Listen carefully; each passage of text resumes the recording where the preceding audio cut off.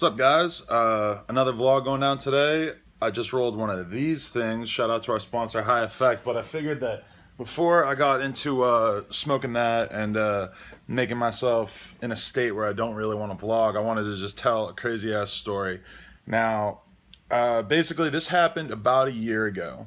This is the first time that I ever seen somebody get like straight up murdered basically right in front of me. A couple other times in my life, I've seen people get shot. I remember one time I was in Brooklyn, like in Bed-Stuy, talking maybe 2009, and I was just sitting outside of a fucking deli in Bed-Stuy with a couple other people, sitting on our bikes, drinking fucking coffee, eating sandwiches, and just hear the boom, just fucking knew exactly what it was right away. Looked over and just saw a fucking like black dude with a green shirt with a fucking like silver pistol up in the air just running for his fucking life. And then there was like a moving truck or something, and when it moved out of the way, just saw a fucking another dude with fucking blood pouring out of his side. And saw like it actually seemed like people were dragging him back inside, which was really confusing to me at that moment because it's like, shouldn't he be getting in an ambulance? I don't know. Maybe this is some weird shit where they had to like, do something to him to make sure that nothing happened. I don't know. But that was pretty crazy. We kind of just sat there and watched it unfold. It definitely wasn't one of those situations where we were terrified that we were going to get killed just for witnessing it or whatever. But another time I was at Union Square in the city for Halloween, talking maybe 2006, something like that. And normally Union Square is pretty crowded. It's on 14th Street and Broadway, right in the middle of the city. And basically, it's normally pretty crowded, but it was insanely crowded because it was Halloween. And just it was like being in a club because it was like elbow to elbow with people or shoulder to shoulder, I guess is how they say it. And fucking all of a sudden I just heard pop, pop, pop, pop, pop.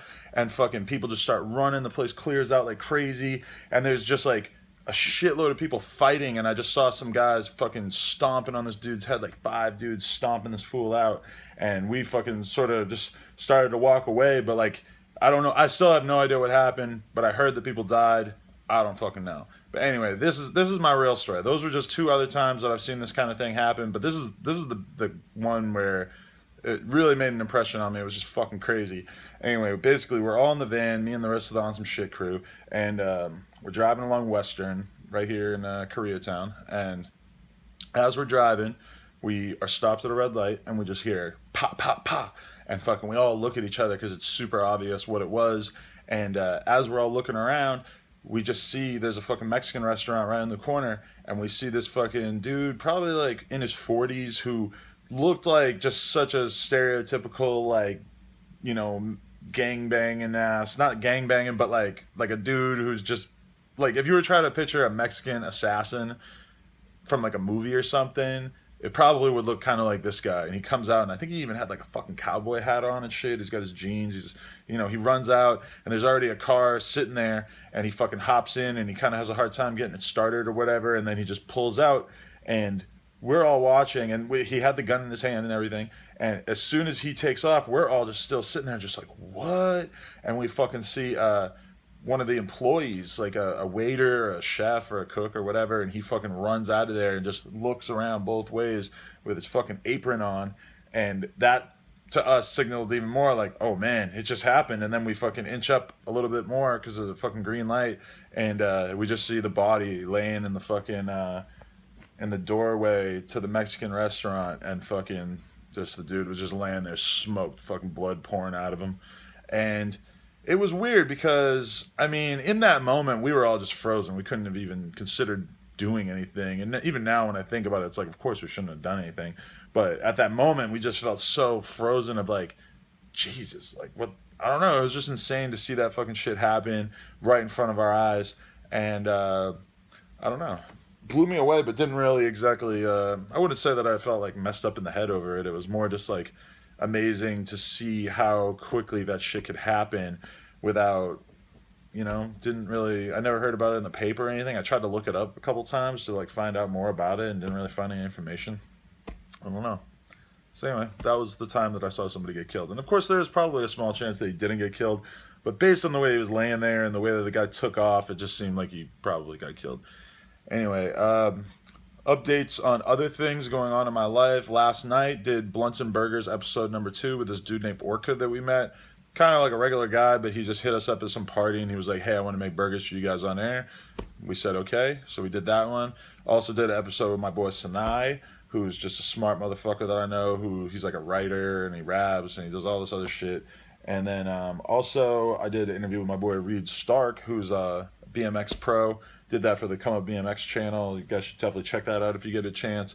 And actually the day before that, I think it was the day before, it was we did TJ Hunt, who's a really popular car YouTuber. And we also did one with Adam LZ, who's a pro BMX rider with like almost 900,000 followers. And he came on and did an episode. That's the first time we ever had a BMX dude on the podcast on No Jumper. So I'm looking to do a few more of those to kind of like, I had Roseman kind of take the lead on that interview because I wanted him to make sure that that he was actually able to give the perspective of somebody who doesn't already know everything about BMX. Because if it's coming from my perspective, it's kind of like I'm going to be asking about specific tricks and all this little like insider industry bullshit or whatever. And I wanted to get Roseman to kind of ask the questions that would, give non-BMX riders a perspective on somebody who's being really successful in life as a BMX rider. And we're working on doing a couple other ones like that over the course of the next couple months or whatever. Today we put out the Carter Cruz one, and before that, the day before, we put out one with Riley Reid. So our porn repertoire is just looking stellar. That's a fact. Riley Reid, loved her interview. She got a little bit like more graphic about some of the shit that she just loves doing in hers, which was pretty crazy. Like there's definitely some moments where my fucking jaw was dropped when she was talking about this one porno in particular with like her just being like manhandled in this fucking porn shop in the middle of the day. And the way she described it made it sound so crazy that I actually went and looked it up and watched it. And I gotta admit that not much freaks me out, but it was pretty fucking intense. It was like, I don't know. It might be a little bit, I'm a little bit too Mr. Morals for that. I don't know. But that was pretty crazy. Today, I got hit up about a couple of insane podcasts that somebody's trying to hook me up with.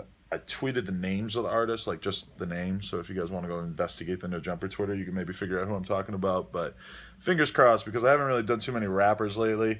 And I did Mod Sun and Slow Christ, but they're kind of like off the beaten path from the typical rapper. I haven't done anybody who's like in more of the urban scene, I guess.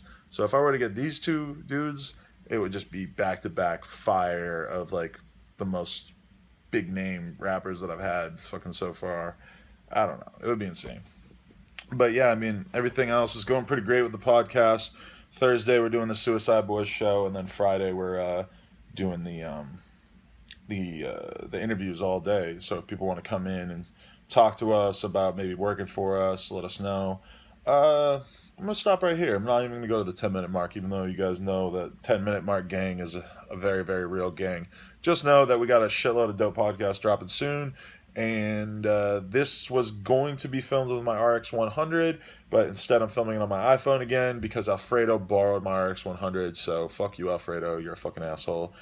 Bring that back as soon as you can, please. But on the bright side, when I was going through my room looking for my camera, it's like a $1,000 point and shoot camera. I fucking couldn't find it, and I just this is a weird experience. All right, we're going to be 10-minute mark gang here, but this is a weird experience when you're like looking through your room and you're completely convinced that like, whoa, somebody stole my shit.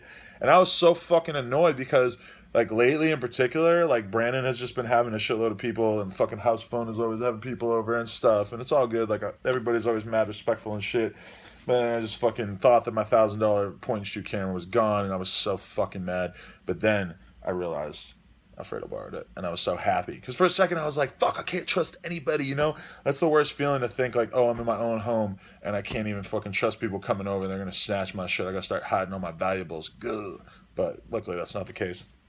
I do want to say this as well. This shirt that I'm wearing right here, TCU. I know if you're watching this, you're probably a No Jumper fan, and you might not necessarily know that much about what my other business is, but the Come Up BMX is my other business, and it's our YouTube channel with about 400,000 subscribers. We got like 320,000 Instagram followers. We still get a shitload of traffic on our blog on a day-to-day basis, but we haven't done shirts in a while because I have my clothing line on some shit, and to me, it's like that's a BMX-rooted streetwear style brand.